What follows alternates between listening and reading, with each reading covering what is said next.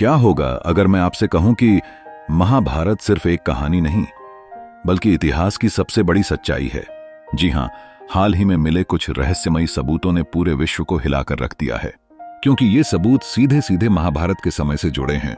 और इन सबूतों को देखकर एक सवाल फिर उठ खड़ा हुआ है, क्या कलयुग का अंत अब दूर नहीं? महाभारत में श्री कृष्ण की नगरी द्वारका का जिक्र बार बार मिलता है, वो नगरी जो समुद्र में डूब गई थी। सदियों तक लोग इसे मिथक समझते रहे, लेकिन 1988 में समुद्र के नीचे हुए एक सर्वे में वो सच सामने आया जिसने सब कुछ बदल दिया। गुजरात के तट पर कैम्बे की खाड़ी में समुद्र तल से करीब 120 फीट नीचे पुरातत्व विभाग को मिले दीवारों के अवशेष, मूर्तियां, मिट्टी के बर्तन और नगर के खंडहर। वैज्ञानिकों ने जब उनकी उम्र जांची तो पता चला कि ये करीब 9000 साल पुराने हैं, जबकि इतिहासकार कहते हैं कि मानव सभ्यता सिर्फ 5000 साल पुरानी है। तो क्या ये वही द्वारका है जिसका वर्णन श्री कृष्ण ने छोड़ी थी? इतना ही नहीं, महाभारत में वर्णन मिलता है कुरुक्षेत्र युद्ध का, जहां असंख्य राजाओं ने युद्ध लड़ा था। हाल ही में हरियाणा के कुरुक्षेत्र और बनावली इलाके में खुदाई के दौरान ऐसे हथियार और धातु के अवशेष मिले हैं जिनका कार्बन डेटिंग बताती है कि वे महाभारत काल के आसपास के हैं, लगभग 5000 से 6000 साल पुराने।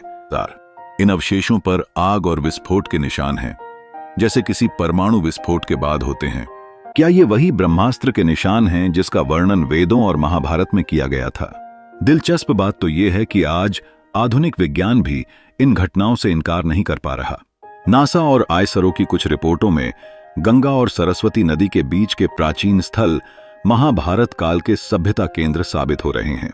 कई विशेषज्ञ कहते हैं कि अगर द्वारका, कुरुक्षेत्र, हस्तिनापुर और सरस्वती नदी के सबूत मिल रहे हैं तो महाभारत सिर्फ कथा नहीं बल्कि एक ऐतिहासिक घटना थी।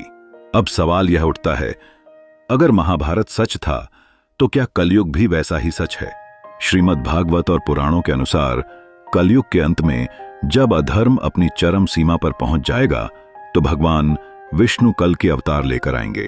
धर्म का नाश होगा, मानव लोभ और हिंसा में डूब जाएगा और फिर एक नई सृष्टि का आरंभ होगा।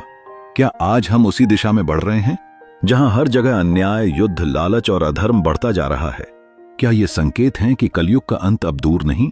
आज दुनिया भर में युद्ध का खतरा, प्रकृति का विनाश, भूचाल, बाढ़ और महामारी, ये सब मानो उसी भविष्यवाणी को सच कर रहे हैं जो श्री कृष्ण ने अर्जुन को कही थी।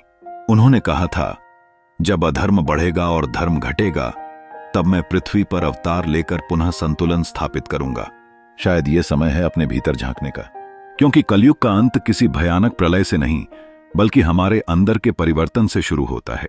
अगर हम अपने कर्मों को शुद्ध करें, धर्म और सत्य के मार्ग पर लौट आएं, तो शायद कलयुग का अंत भी एक नए सतयुग की शुरुआत बन सकता है।